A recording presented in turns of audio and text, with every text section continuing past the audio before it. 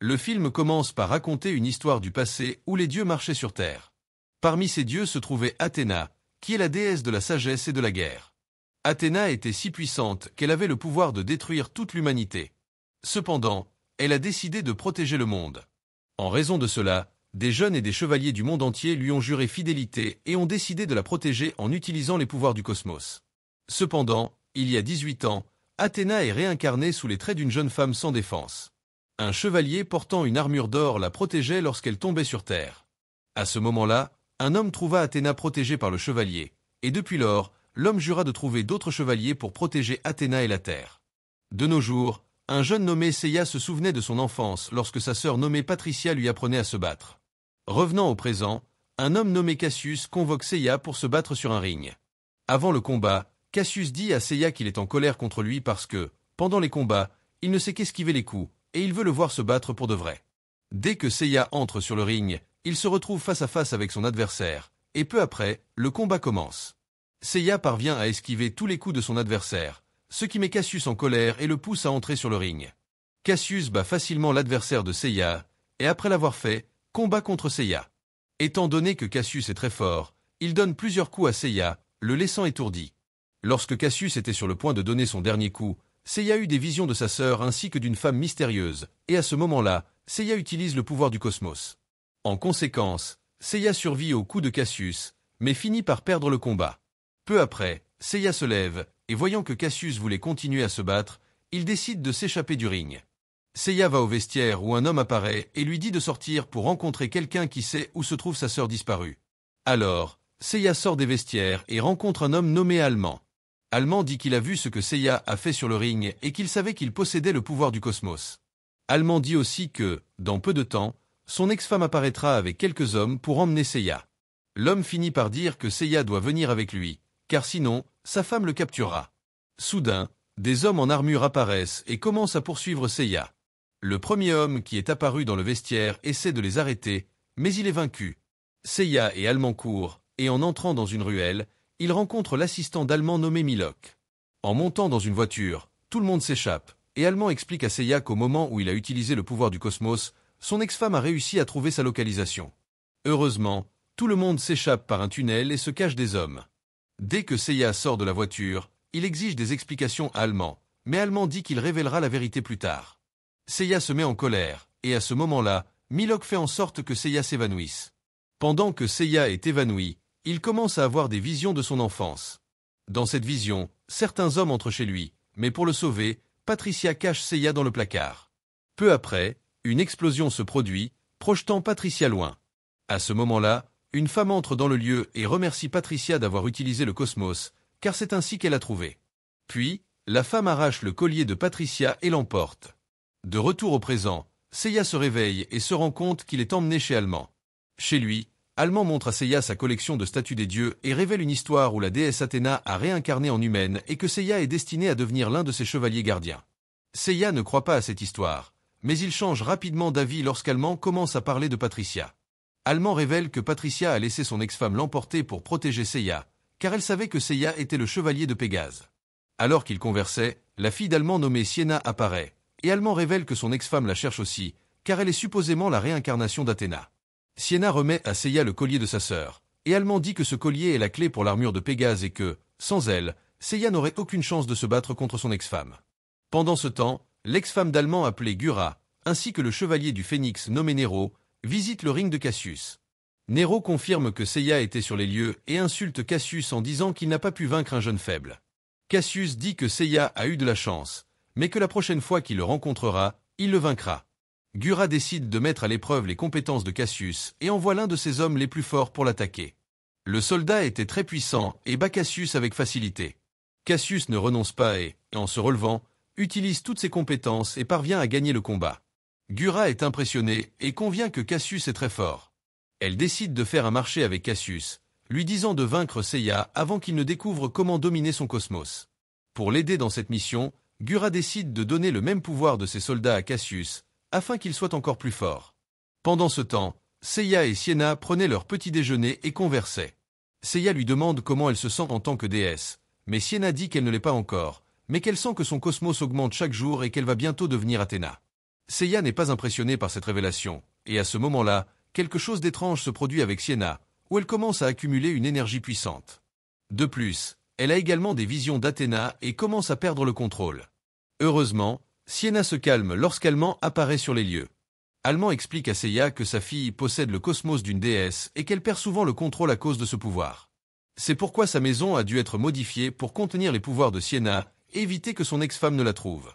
Plus tard, Seiya et Sienna se retrouvent, et elle raconte l'histoire du légendaire chevalier d'or qui a donné sa vie pour la sauver.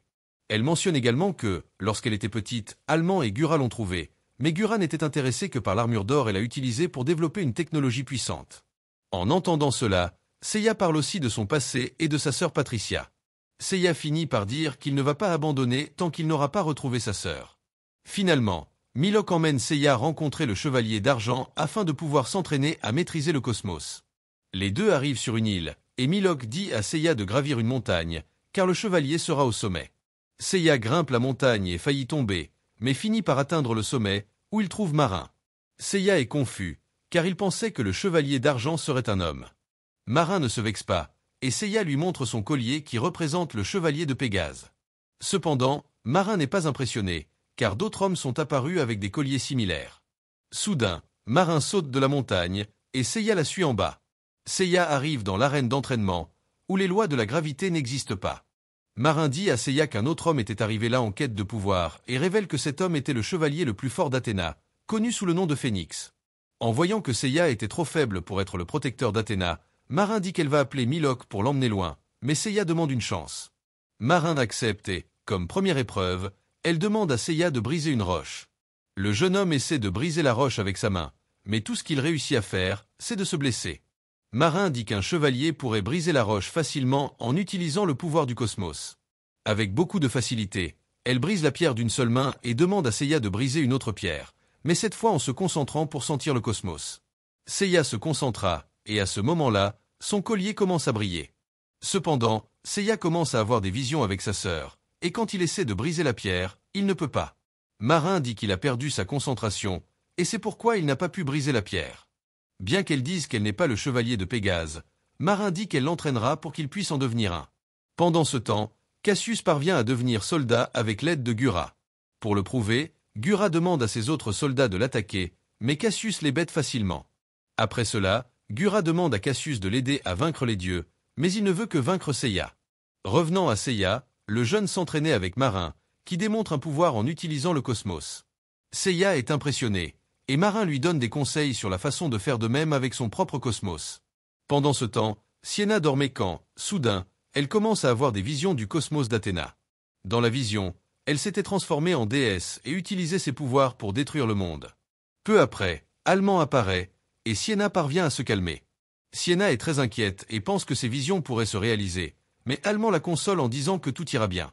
Au fur et à mesure que les jours passent, Seiya s'entraîne intensément et est de plus en plus proche de maîtriser le cosmos.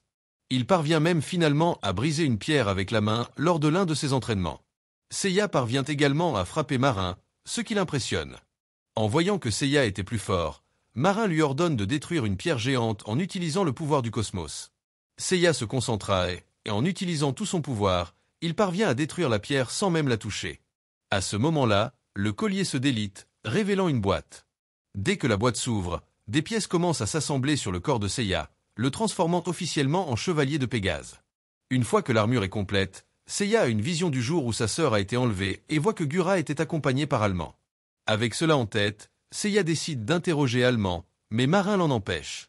Furieux contre Marin, Seiya commence à se battre contre elle. Étant donné que Marin est plus forte, elle parvient à contenir Seiya et lui demande de se calmer. Seiya ne l'écoute pas et continue de se battre contre Marin.